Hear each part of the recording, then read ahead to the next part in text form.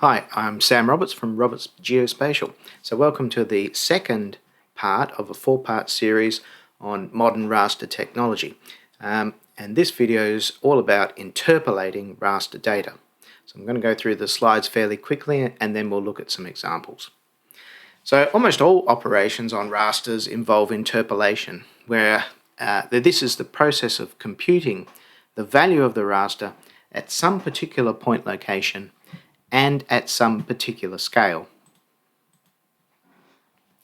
So in some scenarios you'll need to upsample, where you interpolate values at a higher resolution than the source raster data, and in other scenarios you might want to downsample, where you acquire values at a lower resolution than the raster source data. And often you just need to what might be called shift sample, where you need to acquire a value that it's at a similar scale to the raster source data, but at locations that are shifted away from the raster cell centers. So the most familiar process is upsampling, and there are commonly three methods. So nearest neighbour does not interpolate. This method finds what cell boundary the point location is in, and it assigns the cell value to that location. Consequently, there'll be instantaneous changes in the raster value at the edges of the cells. So when you're rendering with nearest neighbour, colour assignment is constant across the cell, and it changes instantaneously at the cell edge. And if you use this method for hill shading, then the shading on the cells will be completely flat, and then the edge of the cell will show a change in slope, and you'll see it as a rectilinear grid pattern across the image. So the next method is bilinear. Bilinear performs a linear interpolation between four cell centers that surround the point location. So this is not a smooth interpolation, and there'll be abrupt changes in slope along the row and column lines that join the cell centers, and also along the diagonals joining cell centers. But the advantage of bilinear is that it does not overshoot or undershoot. In other words, it won't create a value, won't return a value for an interpolation that's above or below any of the cell values that it's interpolating from. The third method is Bicubic. So this performs a cubic interpolation between four cell centers that surround the point location by drawing from 16 cells all about the location in total. So this is a smooth interpolation using cubic splines, and as a result you may see values returned that are higher or lower than the source values from which it's being interpolated, or even higher and lower than any source values in the raster.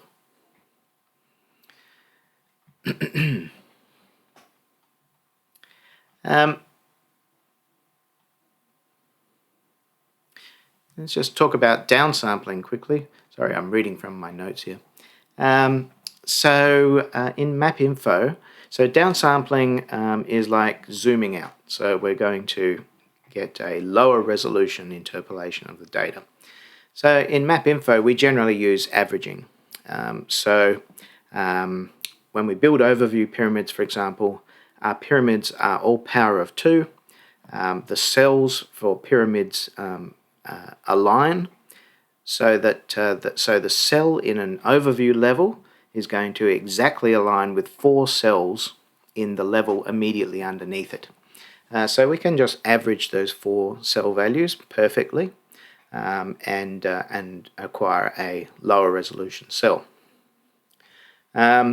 Another method is mode selection. So this is for by reference data, not by value data, where you can't average values, so you just have to select a value. So you'll select the value that occurs most frequently from the sample set that you're looking at. And then in libraries like GDAL, there are a bunch of other methods, ones that involve convolution filtering, there are ones that use statistical methods, and I think these are sort of, they're suitable for building overviews, for example, where the cells don't align or where the difference in resolution between two levels is not power of 2. And there are probably specific examples where some of these other methods are useful. So when do we apply interpolation? So interpolation is most visibly employed when you generate underview resolution levels. So these are downsampled from the base resolution level and generated on demand. And that data may then be used in rendering or in processing. So it's also employed when you generate overview resolution levels, and these are upsampled from the base resolution level upwards, usually recursively. So overviews are generated when you write an MRR, and whenever you open a new legacy raster in MapInfo, it'll generate a PPRC cache with overview levels in it. Or whenever you use QGIS or ArcGIS and generate an OVR file. Rendering will use interpolation all the time, and it may employ two separate interpolation phases. So firstly, the system will choose an appropriate resolution level from which to source the raster data. So these will have been generated by either upsampling or downsampling. So you're looking at overviews or underviews. And the level is chosen so that a pixel on the screen is the same size or larger than a cell in the raster. And it will then be necessary to interpolate from the raster cell centers to the pixel centers. So you can't expect that the pixels and the cells are going to be either the same size or perfectly aligned. If your rendering system is smart, it will try to ensure that, because then it will have less work to do. But often it's not possible. And so you'll have to interpolate from the cell centers to the pixel centers, and I call that shift interpolation. And generally you'll use either nearest neighbour for speed or bilinear for more accuracy. Virtual rasters use interpolation all the time, very much like rendering. The virtual raster engine will have to create rasters and populate those cells from the source rasters. They might be in different coordinate systems, they might have different cell sizes, they might have different resolutions, and so there'll be all sorts of interpolation going on. It'll be generating overviews, underviews, or acquiring overviews, and then shift sampling in order to get the best possible cell value for the virtual raster. In raster processing operations, usually that's going to operate on the base level where there'll be no interpolation. But in some processing operations, you can target other resolution levels in the raster, in which case you're using interpolation to acquire those. And finally, just a note about point inspection. So a point inspection, for example, is moving your cursor over a raster that you're rendering on screen and looking and having the value reflected as a tooltip. So this can be a more complicated process than it first appears. For example, you may want to report the value of the raster at the cursor location on the screen. So you might choose to report the base level data with no interpolation, i.e. using nearest neighbour. However, if you've zoomed out on a large raster, then every single pixel could potentially be another tile in the raster. So as you drag your cursor across, it may be having to retrieve gigabytes of data in order to get that base level data, and that won't be very efficient. So in that case, you might choose to target an appropriate resolution level which has been generated by interpolation. And you may have to shift interpolate to acquire the value at the cursor location. You might also want to report the exact same raster values that have been used to generate the rendering. In other words, it aligns with what the user is seeing. In that case, you need to match the rendering engine interpolation settings with your interrogation settings.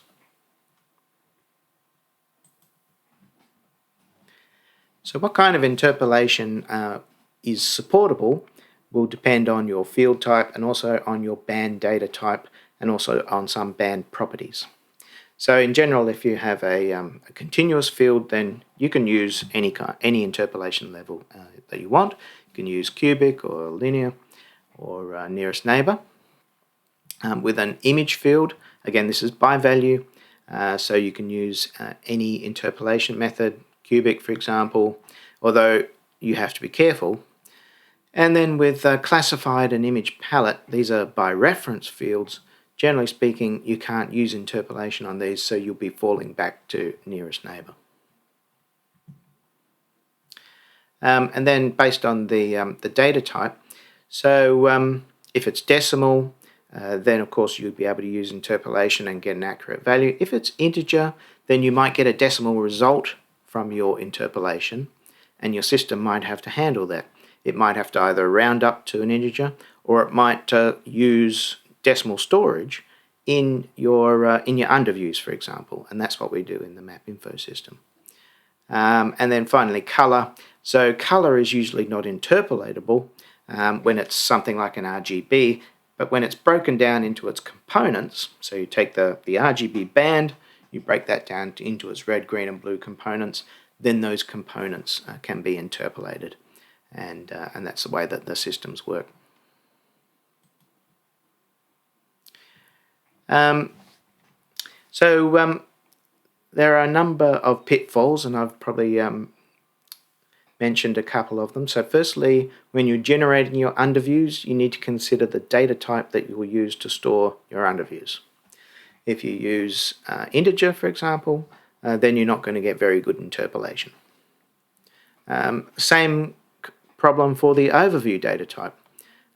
You might have integer data in your base level, and then when you combine that data in the overviews, it might become decimal.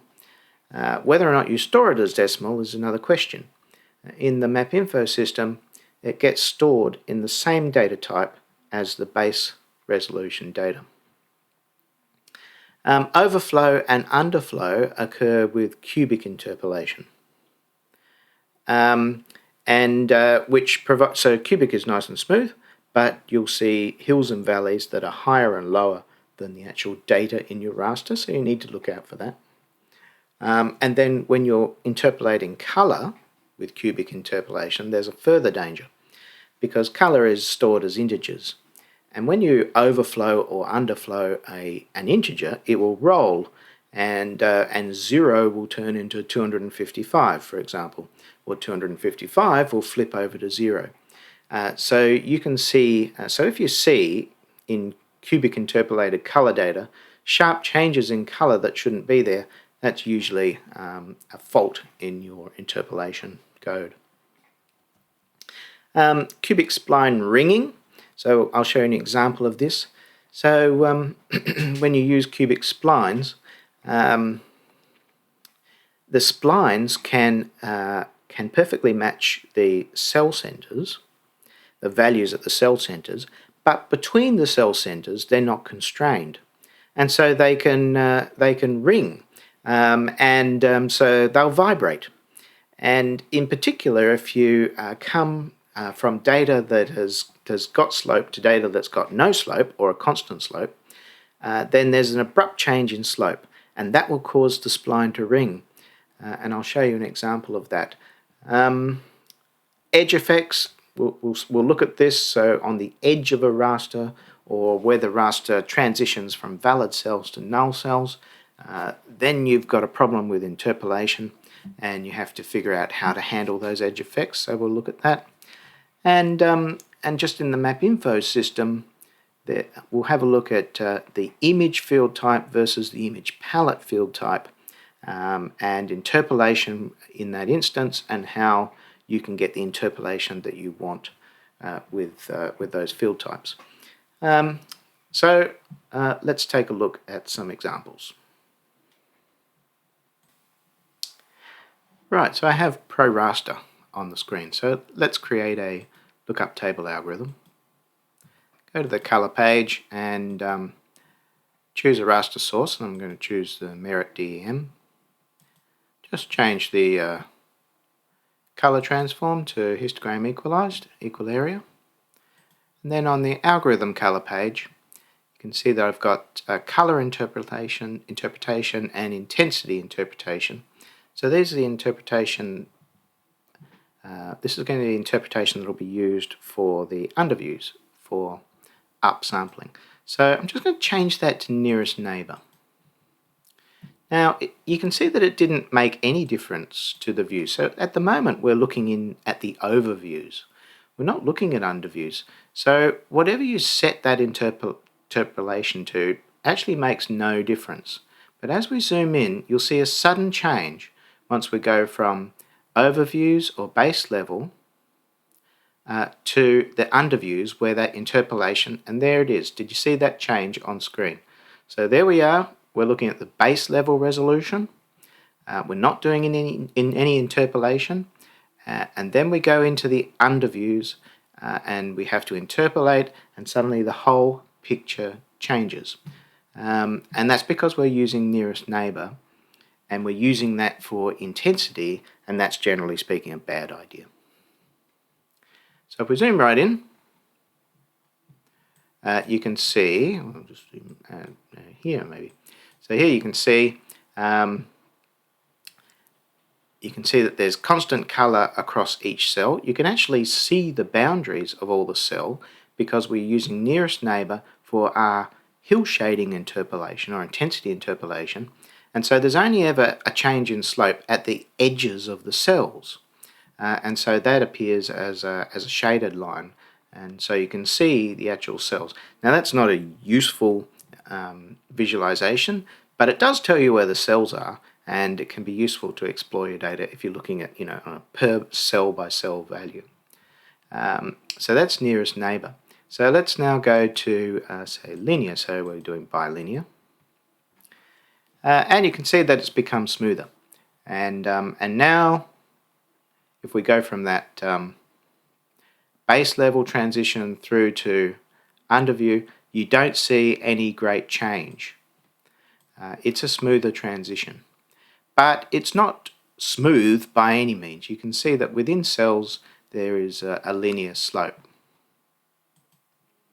The next one is a local cubic spline. So this is using a 4x4 cell set of cells, and it's interpolating within data points that are within the 4 central cells. So again, going through that transition, now you can't see much at all. It looks nice and smooth. So cubic splines are nice and smooth. But if we zoom right in, you can still see that there are some horizontal and vertical artifacts in the data. It's not perfectly smooth. So if I now change that to global cubic spline, you'll see that it all of a sudden it goes perfectly smooth. So here we are on local, and we're really looking at the hill shading here more than the color. And now we go to global, and it becomes perfectly smooth. The difference between local and global is that local is a sort of a convolution operation, 4x4 cells, whereas global operates on an entire tile. Now, tile will usually be in an underview level. It'll usually be 256 by 256 cells, and it's splining along the rows and columns of that entire tile. And so there is a continuous cubic spline across the whole data set, and so you get very, very smooth interpolation. So if you're looking at derivatives, and when we're looking at hill shading, of course, we're kind of looking at a derivative of the data, then you see the differences, and it can be quite stark. So that's the 4 different interpolation methods. So let's just have a look at the same thing in MapInfo Pro. So bring this up here. So here we're looking at the same kind of raster.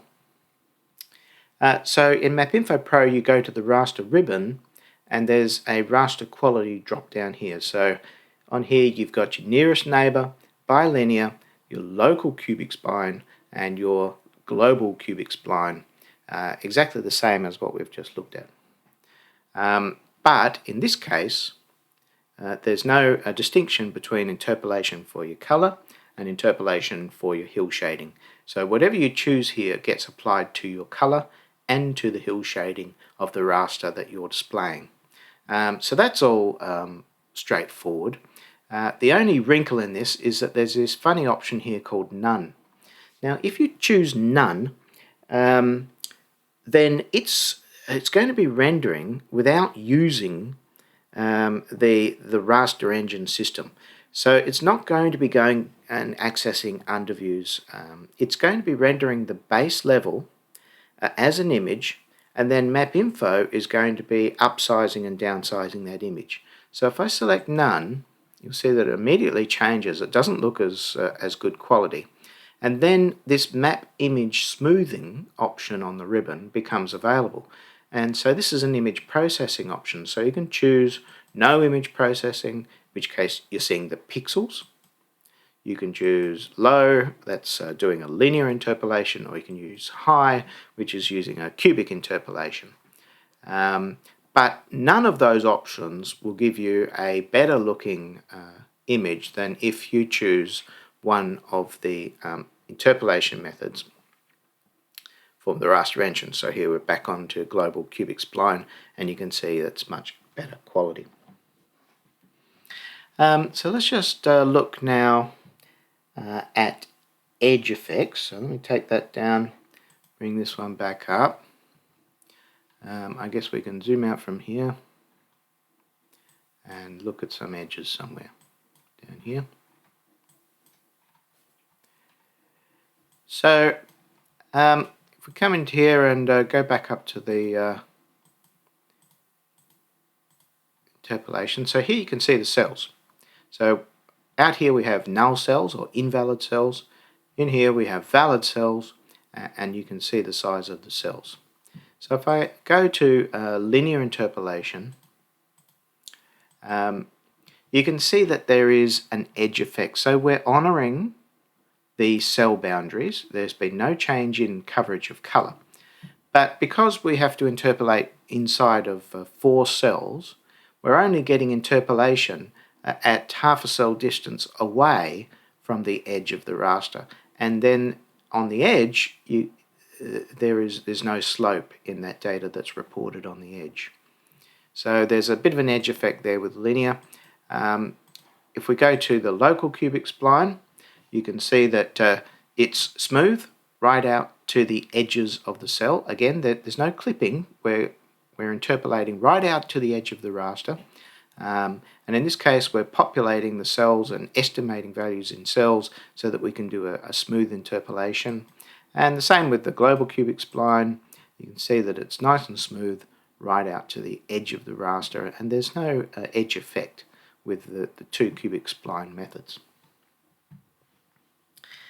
So let's have a look at the underflow and overflow.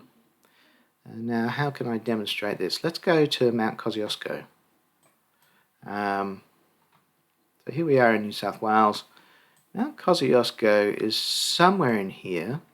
Let's find it. Okay, let's go to color data transform, make it a linear transform, and clip it a bit. So I'm going to go from 1500 up to, say, 2300.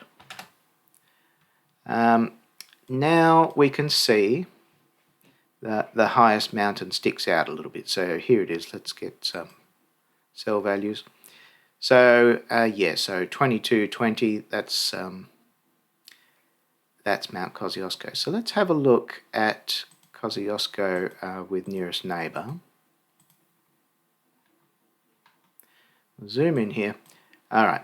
So you can see that the 2208, 207, below 2212, 2220, 2219. So this is the cell that has the highest value in the raster. It's 2220.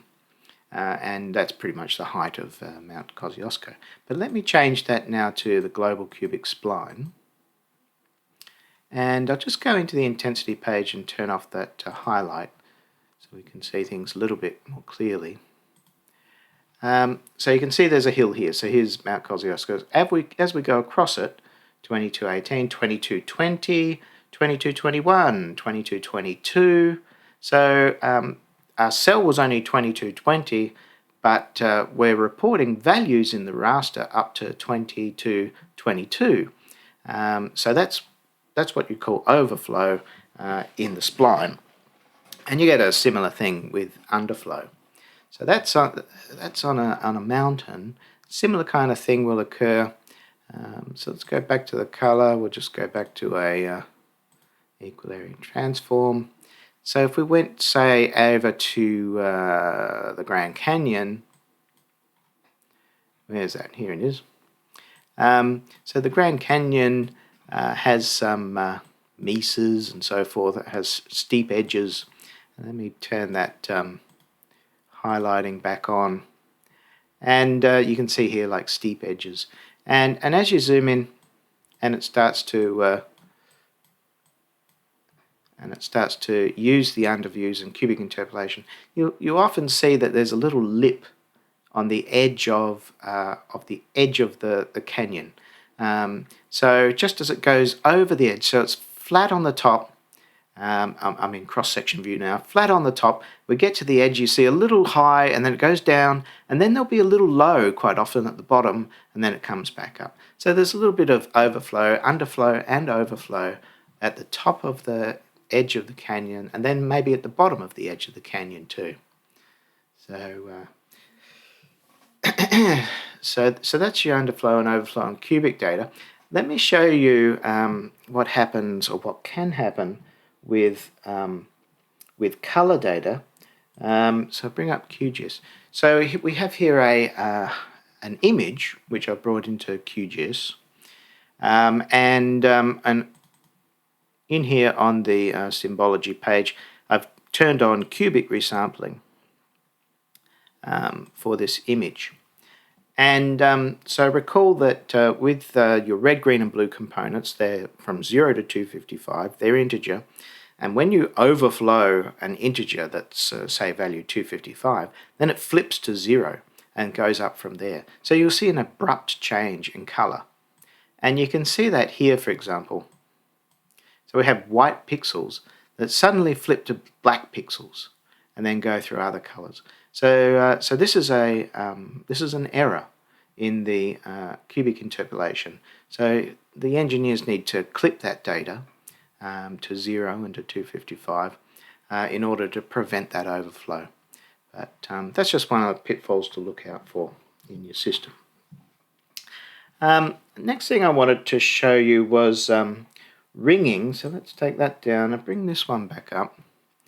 I need a different data set. Let me find one. Not in there. Sorry, I should have been more prepared. This one here. So if I drag that one in, okay, so ProRaster has created a new algorithm for us for this terrain data set. Now you can see in this one, it's the ocean exists. There are zeros out here. So what we're going to see is ringing in the spline. So we come into our splines. They're set to default. Let's make sure that it's on cubic. Default will be cubic.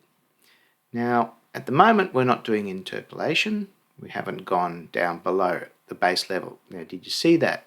Something just popped up here on the edge of Africa. Go back out, it's gone. Go back in, there's some kind of little line there that has appeared. So if we zoom right in, you can see that there's this funny effect. So let's go to nearest neighbour. There's the edge of Africa, and here are our zeros. So what's happening is we're going from cells where there's a change in value from cell to cell, so there's measurable slope in here, out to ocean where it's 0 and there's no slope. So it's an abrupt change along the edge of Africa here.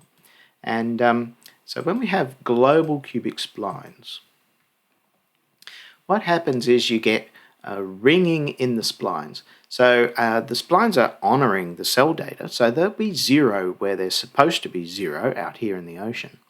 But in between those points where it's constrained, the spline is unconstrained. And so you just get a slowly damped wiggle as you go away from that abrupt change in slope. and you can see that with the reporting. So it's all around 0, and even out here, even though the values are down around 10 to the minus 8, 10 to the minus 9, they're still going up and down, even though you can't now see that in the raster. We can probably bring up our shadow scale a bit. We can see it a little bit more clearly. But anyway, out here, even though you can't even see it, it continues to ring with the splines. If I change that interpolation back to a local cubic spline, I still see the effect, but it goes away very quickly. Now I've got zeros out here. Because we're just doing a local interpolation in that case. Whereas with the global interpolation, it goes all the way out to the edge of a tile. So it can be 256 pixels, for example, before that ringing will go away. So that's something to be aware of and something to look out for. Now, the only other thing that I wanted to show you was image versus image palette. So these are the field types. So if you bring in an image into MapInfo or into ProRaster, it will be something like an RGB color type, and you'll be able to use in cubic interpolation. You get nice interpolation of that image. If you bring in an image that is that has the image palette field type, in other words, it's by reference data, then what should the system do? It can't interpolate the indices. If it was to try and interpolate the colors, the new colors wouldn't exist in the palette. It could try and choose a color that's closest, but that would probably look pretty stupid, and it would be very slow. So what we chose to do in the MapInfo system is to not interpolate at all. So if I go to, so let's create a new image algorithm, and for this image we'll load up the an image palette. So I need to just select the RGB field. So here we have some little aerial photography image. If I zoom in, you can see that we can see the pixels. There's no interpolation. Come up here and have a look at this. Change this to cubic spline. Makes no difference. It will not interpolate. It's just nearest neighbor. Now, what if you want better than that? If you've got an image palette and you want to be able to zoom in and get nice interpolation, well, what you can do is to tell the raster engine to load the image palette file using an image field. So then when it loads it and loads in the data, it's going to take the color index, it's going to convert it into your RGB color, and then it's going to populate the raster back in the engine with the RGB color. And once it has that, then it will be able to interpolate that. So that can be, you can do that using what's called a driver preference. Now in MapInfo, unfortunately, you can't access that system. But in ProRaster, you can, because ProRaster creates an algorithm, and algorithms support these driver preferences. So in my raster source editor, I created a raster source called image palette to image demo, and I added my TIFF file. This is my image palette file, and under the advanced section, I've ticked this on, override the field type of the raster and turn it to an image.